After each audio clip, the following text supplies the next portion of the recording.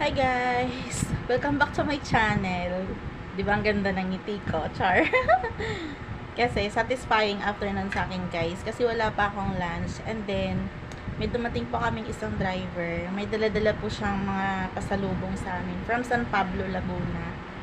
And is ito guys, na nakita ko sa ilalim. So, syempre, to the rescue agad sa pang merienda and pang lunch.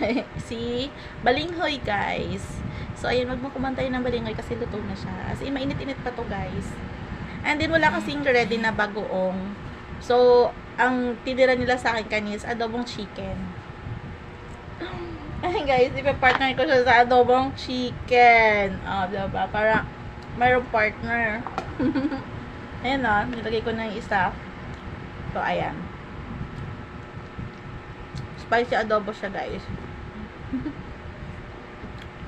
So, sobrang saya ko. Ang saya ko talaga. Nakakain ulit ako ng balinghoy. Kasi, may balinghoy naman po sa Talipapa or sa palengke. Pero iba kasi yung bagong, alam mo yun, yung bago po siyang hukay. Bagong hukay talaga siya, guys. Kasi ang sarap-sarap. Ang sarap talaga. Promise. Diba? Ang mga kasama ko guys andun lumalapang ng balinghoy. Sarap. Grabe. Kain tayo guys. Sarap talaga. Promise. Satisfied ako kahit ito lang kakainin ko ngayon as in.